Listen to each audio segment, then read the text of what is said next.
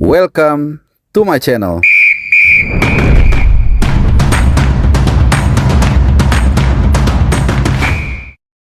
Ya, selamat hari Senin dan juga selamat datang di channel Bung Harpa. Apa kabar kalian semuanya? Mudah-mudahan dalam keadaan sehat, dalam keadaan bahagia.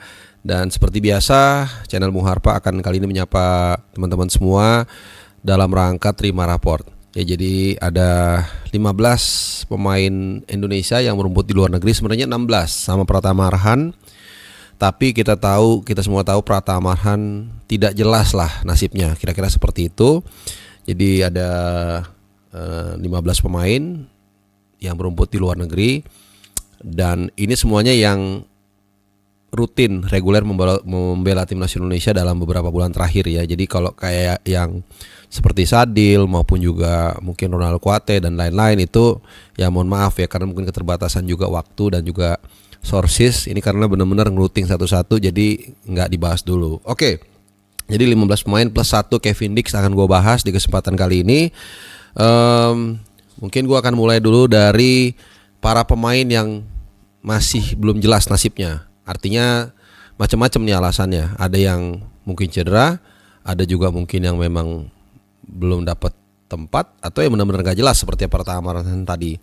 Nah, yang pertama adalah Martin Paes. Martin Paes memang sudah selesai musimnya MLS reguler ya. Reguler itu selesai, jadi dia nggak ya liburan lah sebenarnya. Makanya ini sempat juga ada isu, gue nggak tahu ya benar atau enggak. Teman-teman mungkin boleh membantu.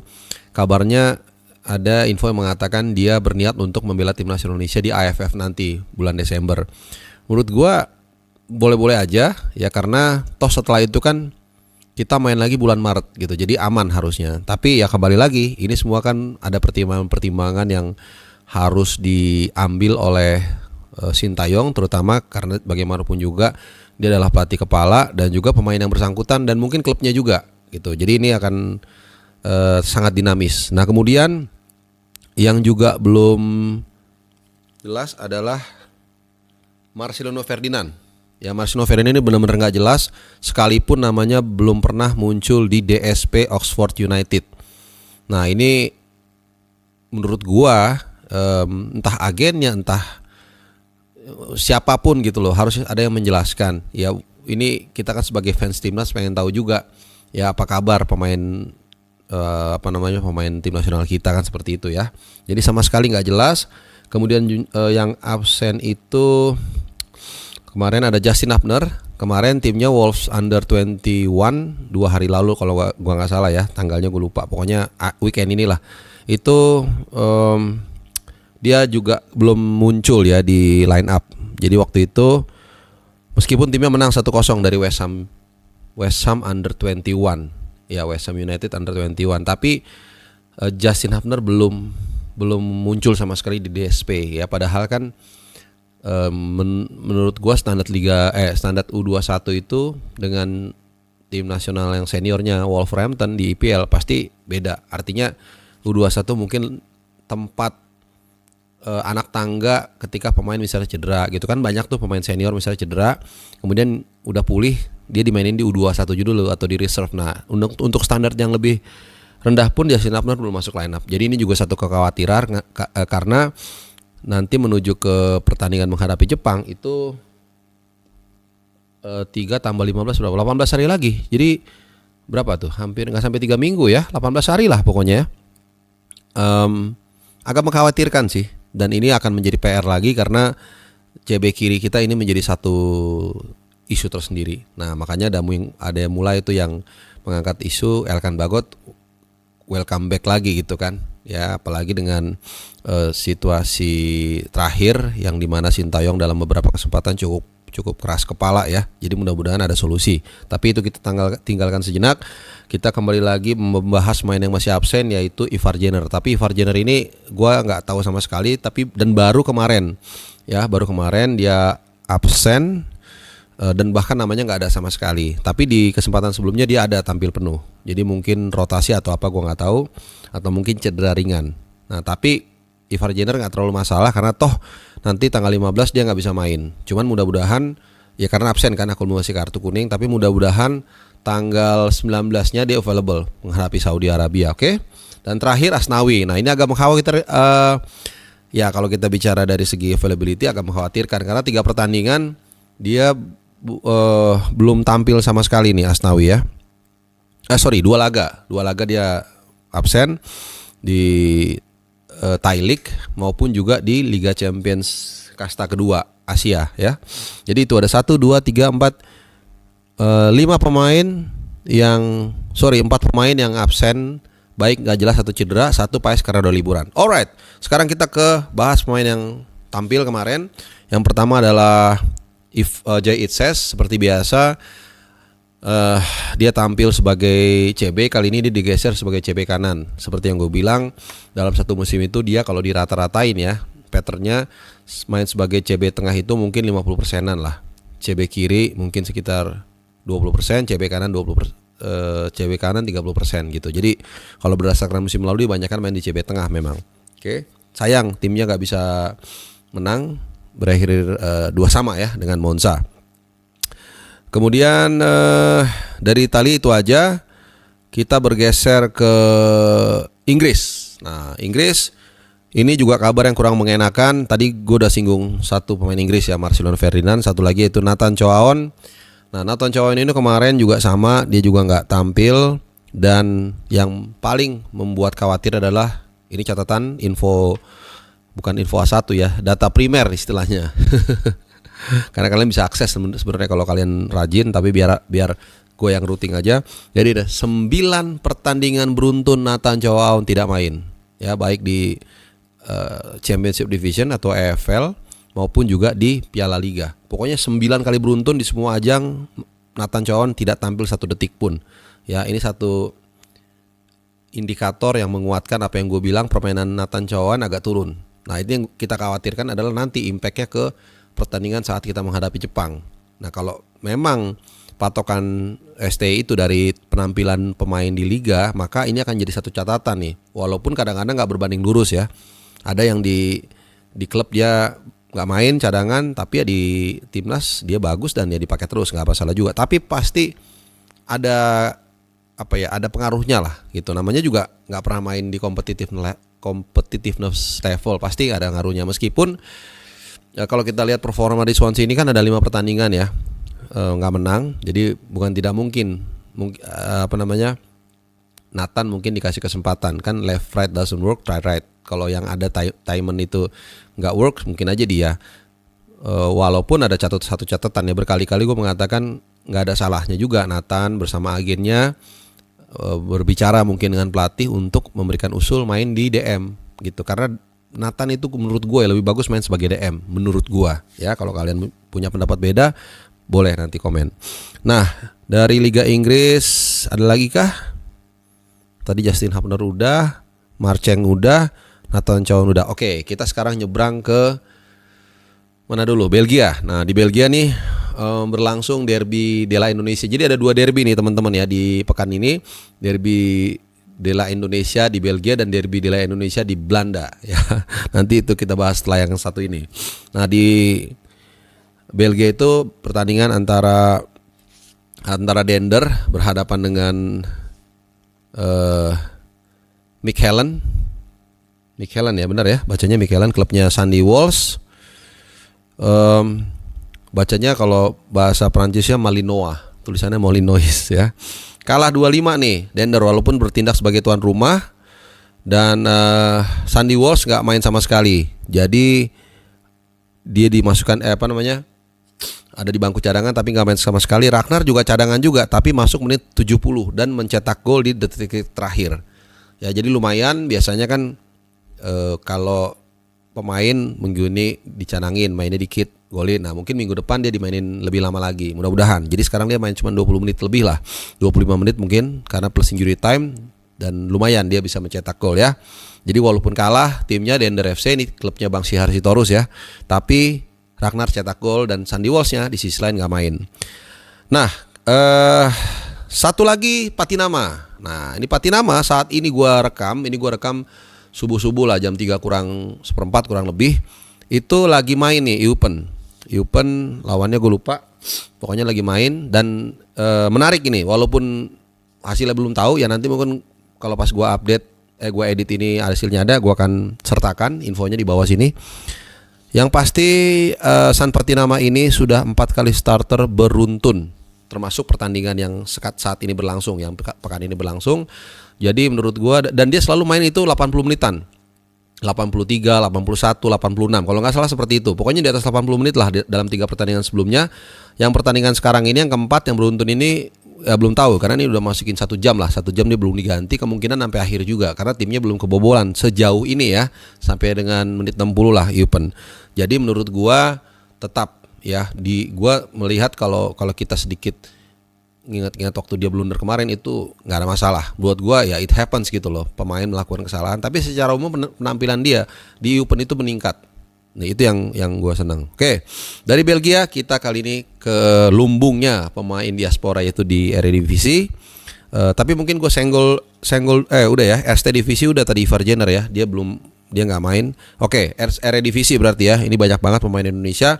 Mungkin dari Tom Haye dulu, karena Tom Haye itu main lebih dulu kemarin, hari Sabtu dini hari lah. Tadinya gue mau ngangkat soal Tom Haye, tapi agak sedikit ada kerjaan. Jadi Tom Haye kemarin tampil sangat luar biasa seperti biasanya, dan kali ini dia mempersembahkan kemenangan pertama bagi Almer City. Tentunya juga kemenangan pertama sejak dia bergabung bersama Almer City. Dan yang menarik adalah catatan statistiknya, nanti gue akan tulis di sini atau di sini supaya kalian juga enak nontonnya, dan datanya juga kuat. Jadi bukan asal bunyi aja tanpa ada data.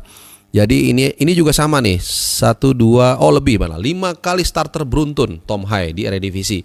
Jadi kalau San Patinama tadi di Eupen 4 kali beruntun, Tom Haye itu 1, 2, 3, 4, 5 kali beruntun. Waktu dia menghadapi Twente yang kalah 5-0, ya walaupun dia mainnya luar biasa bagus, dia starter, mainnya juga lumayan 57 menit. Jadi naik terus nih minute play-nya secara gradual ya, secara rata-rata. Kemudian lawan Zwolle ya kalah juga, tapi main 65 menit. Kemudian lawan Willem II dia main full 90 menit, kalah 0-1. Lalu kemudian lawan Sparta Rotterdam main 73 menit, starter juga nih ya, 2 sama. Dan kemarin terakhir dia main full 90 menit dan menang 1-0. Dan hampir selalu dia mainnya bagus. Jadi ini menunjukkan 2 hal teman-teman ya. Jadi bukan hanya data dan fakta, tapi juga analisa. Pertama ya, dia menunjukkan kapasitas yang sangat amazing ya, bisa menggendong tim yang benar-benar kalau kalian lihat dalam beberapa pertandingan yang benar-benar nonton, itu dia menyediakan ruang untuk menyerang, itu mendeliver bola itu dengan baik. Tapi memang depannya itu busuk ya, lini depannya. Dari kemarin pun golnya, nah ini gue baru ingat, golnya itu bunuh diri gitu ya, bunuh diri. Padahal Tom Haye mainnya bagus, dan lawannya gue lupa nyebutin, ini derby Indonesia ya, lawan NEC Nijmegen. Nah ini dia, ini derby juga nih, gue lupa nyebutin tadi ya. Dan Verdong main di babak yang kedua, jadi dia masuk babak yang kedua, tapi ya itu tadi ya, kalah dari Tom Haye.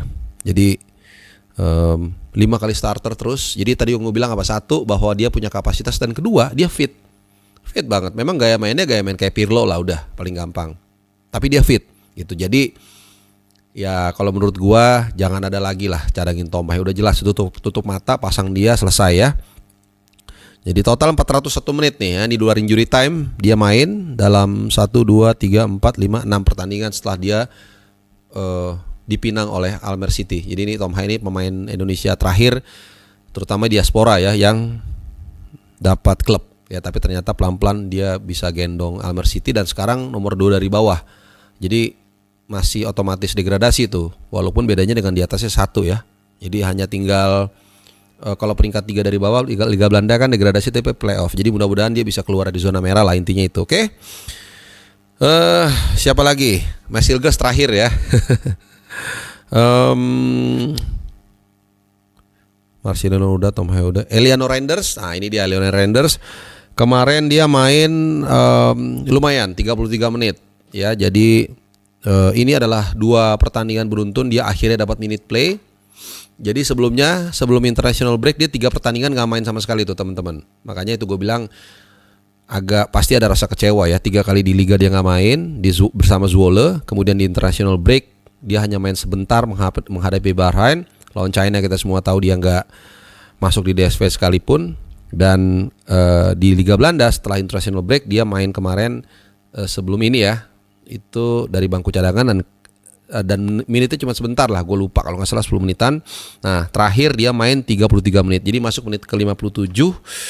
Jadi pelan-pelan dia mulai main reguler, udah bukan reguler lah, mulai banyak menit playnya. Mudah-mudahan mengembalikan kepercayaan dia dan impactnya nanti lawan Jepang. Mudah-mudahan dia bisa memberikan efek kejut ya. Alright, siapa lagi? Apakah kita langsung ke Mads Hilgers? Ya. Oke, nampaknya tinggal Mads Hilgers terakhir. Alright, ini dia the one and only Mads Hilgers, luar biasa. Ya, kemarin dia main dan timnya menang 5-0, cetak gol juga. Dan sekedar informasi, ini adalah gol kedua dia musim ini. Gol pertama itu ketika playoff Liga Champions menghadapi Salzburg, walaupun timnya nggak lolos, makanya mereka turun ke Europa League. Dan ya kemarin saat menang 5-0 dia mencetak 1 gol dan juga dia 1 assist musim ini. Jadi musim ini 1 gol, 1 sebenarnya 2 gol ya.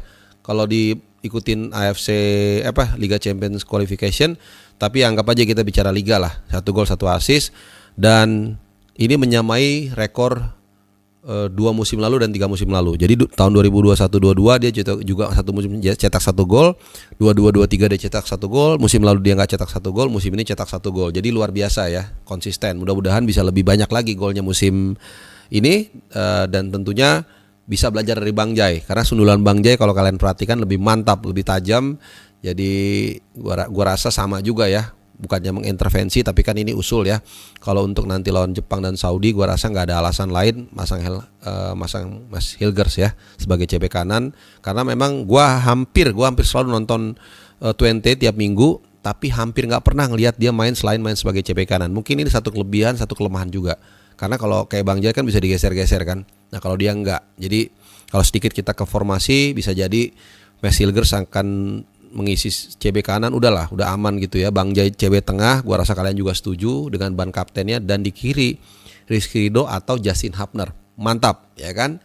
Kiri Verdong, kanan Sandy Walsh ya. Tinggal pelapisnya Sen Patinama yang juga lagi moncer, dan kanannya pelapisnya ada Reinders, ada Asnawi, dan mungkin juga Yakob Sayuri kalau sembuh dari cedera. Last but not least, yang paling penting bukan last but not least, ada 2 sih. Rafael Stark belum main ya, baru agak aneh nih jadwalnya. Tanggal 1 November baru main. Dan terakhir Kevin Dix, walaupun belum warga negara Indonesia, tapi kita terus pantau juga karena kemungkinan dia akan bergabung dengan timnas. Walaupun nggak dalam waktu dekat ya, dari informasi A1 yang gue dapet itu baru Maret. Tapi kemarin dia tampil cukup baik ya, tidak kebobolan menghadapi Brøndby. Ini juga klub klasik di Denmark, Liga Denmark, 0-0, dan ini membuat paling enggak Copenhagen kokoh di puncak klasemen dengan 25 poin ya, hanya beda 1 poin dari di tim yang di bawahnya. Dan bahkan sebelumnya di midweek, kalau kalian semua yang ikut live reaction, dia mencetak gol ke gawang Real Betis ya untuk membawa pulang 1 poin dari lawatannya di Conference League. Dan cetak golnya juga dari titik putih, bagus banget tendangannya, penalti, gara-gara dia juga dijatuhin gitu. Jadi kalau ada Kevin Dix makin kaya lini belakang kita, tapi sekali lagi kemungkinan besar dia akan gabung di bulan Maret dari info 1 yang gue terima. Alright teman-teman semua, itu tadi raport para pemain diaspora yang ada di luar negeri. Tidak semua memang, tapi ini adalah pemain-pemain yang memang reguler main di tim nasional Indonesia dalam mungkin hampir setahun terakhir. Mudah-mudahan bisa memberikan insight, memberikan informasi yang informatif buat kalian. Dan jangan lupa tinggalkan komen buat kalian yang ingin berekspresi. Dan satu lagi, jangan lupa nyalakan loncengnya, karena kalau gua ngupdate video yang jamnya suka random, kalian nggak ketinggalan. Oke teman-teman semua, setelah ini gua akan keluar kota, tepatnya akan ke Garut, ke Bayongbang kalau nggak salah ya namanya, kalau lupa. Buat kalian yang ada di sana, yuk hubungi gue DM, kita akan ngopi. Terima kasih teman-teman, sehat selalu dan bye-bye.